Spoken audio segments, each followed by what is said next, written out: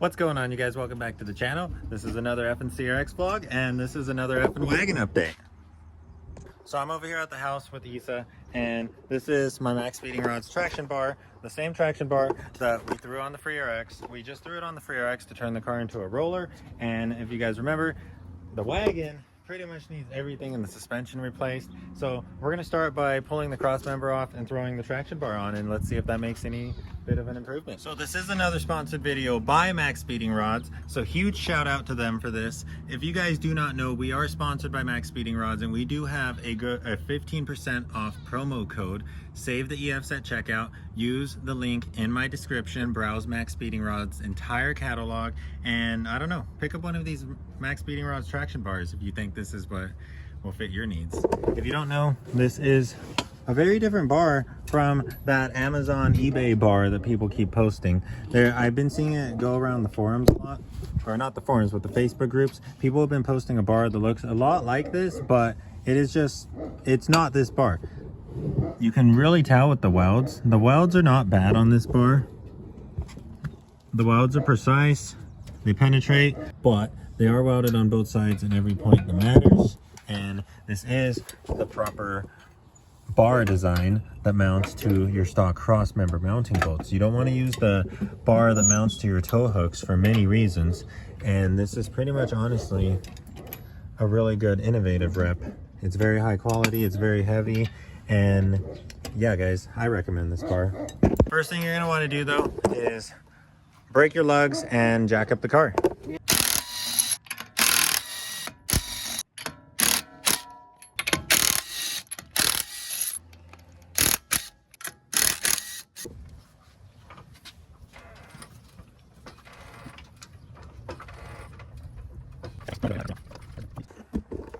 So if you have a very stocky EF like we do, then you will have all of these covers. They're just these plastic screws. Be very gentle with them. They're 10 millimeters.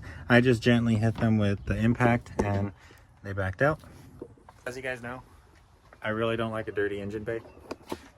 This is something I wanted to do ever since we bought the wagon. It's time to degrease it. Let me clear something up for you guys. A lot of people think that their cars are going to break if you get water under the hood. That is false. Cover up your dizzy, cover it up very good. See, we got this plastic water bottle bag from our road trip wrapped around it, and I'm pretty much just not going to aim water in this area. We're going to go all around it, and yeah, you're not going to be able to really clean everything in this area. You're still going to have some grime and stuff in there, but using this method, I've never had a freaking problem cleaning an engine bay. So that's what we're going to do. And as you guys know, purple's up, concentrated. Let the water dilute it.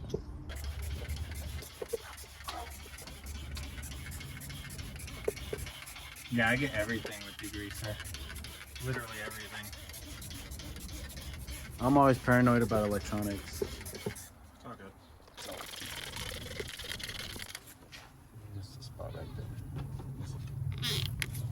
there. Especially letting it soak on that stock cross member. So we're about to be handling all of that. So we're just letting her sizzle. I got both wheel wells, and yeah guys. Also, I looked in here, and let me know if you see a problem. Jesus. So let's see what this traction bar does. I think this car took a rock climbing before. Oh, look at this.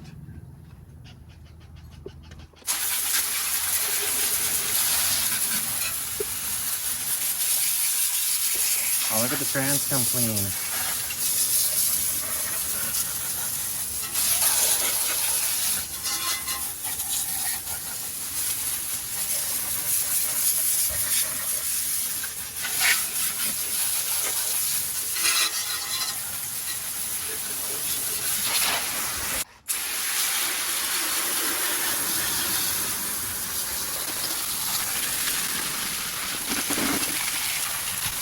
Oh, can you touch the filter?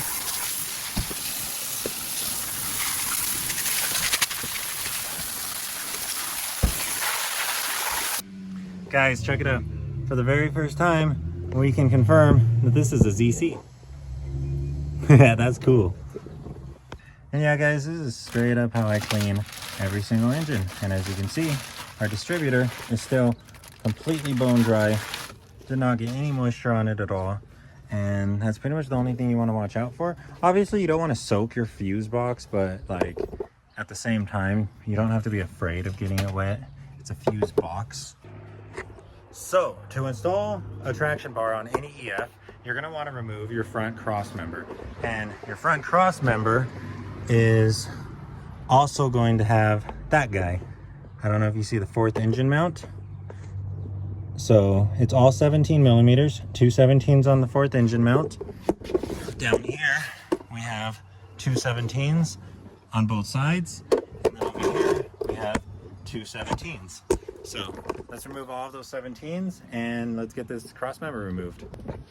So I don't know if you guys can see, but it's a lot easier to just remove the long bolt that's holding the engine mount and then drop the cross member. And then we'll remove the mount when we actually have space. So don't worry about removing the mount, just get that long bolt out of there.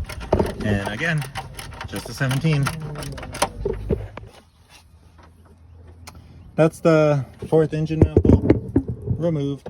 So now we can just pull off the traction bar, these 2 bolts, but you're gonna have to wrestle with the radius rods. It's always easier to get the radius rod bolts out without the axles, but with the axles in, you can make way with just a stubby wrench. It's a little hard though. So it kind of helps to take everything out. I always at least take the freaking coil and the fork out. It helps you get these 2 bolts out, but we're pretty much done at this point, guys. Isa on this end already has his 2 bolts out. So once you got it looking like that, 2, I got 3. once you got it looking like that, you can pretty much just grab an impact and let's get those long bolts off. So check it out. Can you grab your end of the cross member?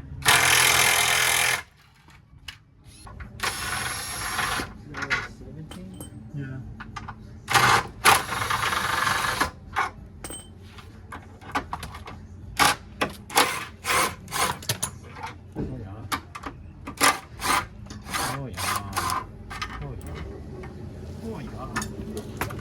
Okay.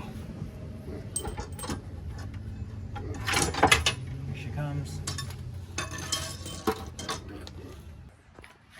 All right, you guys. So we got the stock cross member out. You're pretty much gonna have this gigantic guy. And just to give you guys a comparison, that's the cross member. That's the traction bar. So look at all of that space you clear up. That is pretty much the main reason for going traction bar in an EF, is to clear up all of that lower space in the engine bay. See how we can see straight down now? That's gonna stay like that. So that's opening up a lot of room to run aftermarket headers, which is mainly why people do this. But we are doing this to get rid of these rubber bushings.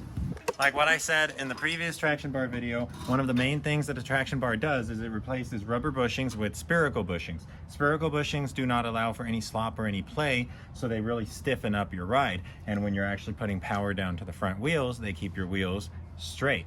So I'm pretty much just removing our 4th engine mount at this point because we are currently not going to be running it on the traction bar. It is possible to run the 4th engine mount on the traction bar, but you need to get the innovative 4th engine mount bracket. You can get that on eBay. It's like 40-50 bucks.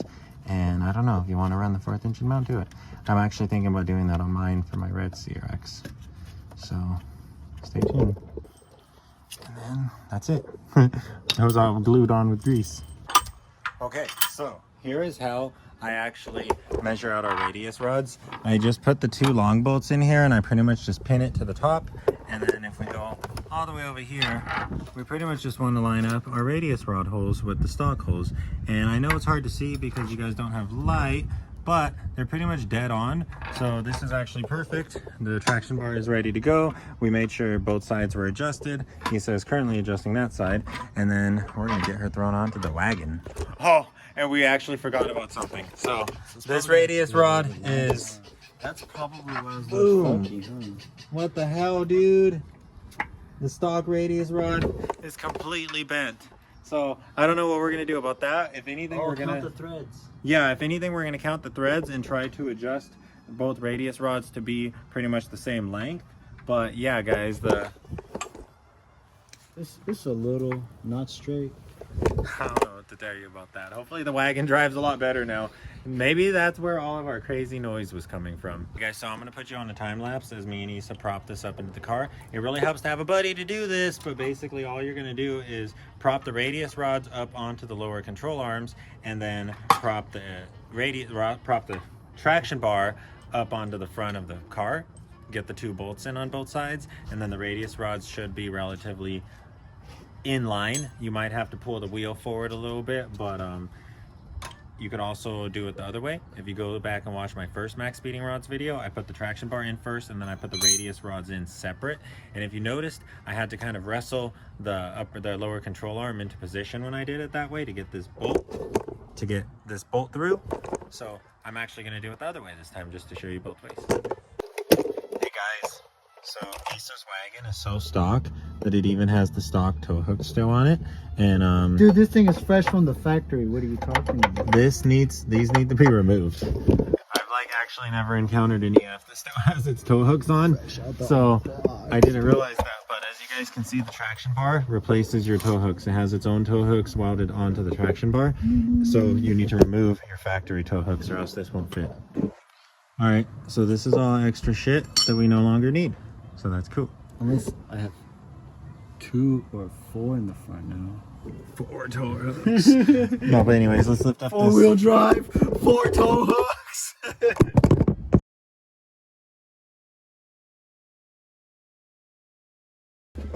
All right, you guys, so we got the traction bar almost all the way installed. Now we need to deal with the radius rods, and it looks like our little eyeball alignment worked. Nice. The ichrometers still work. Yeah. All right, guys, so I cleaned up our radius rod bolts with WD-40 because I don't have anything better to clean them with, and I used a plastic brush because I don't have a wire brush. But you know, clean is better than nothing. They're still rusty though, so those are the 2 for that side. For some reason the driver's side were really rusty. Not sure why. Maybe, yeah, I really don't know why, but the other side was not rusty. All right, you guys, that's pretty much gonna wrap it up. We got the traction bar installed, we got both radius rod bolts in, and now Issa is going to torque down our front traction bar bolts. And just like that, guys, our wagon is freaking clean. Got a traction bar on. We can see straight to the ground like you should be able to when you look under the hood of a Honda. And first minty part. So let's see how the traction bar handles. Let's see if that makes any kind of difference in driving. And if you guys are running a Max Speeding Rods traction bar, please right now in the comments below, let me know what you think. Have you had a good experience with it? Do you like it? And how does it compare to the stock cross member or whatever other traction bar you're coming from? Let me know below. That'd be cool. I'll let you know right now, dude. Always need a big wrench. Make him tight. All right, guys, so we're gonna need a very large wrench. I'm not sure how big this is. I don't know what the size is. Just use a big ass adjustable wrench. And this is the final step. This is how we lock in our radius rods.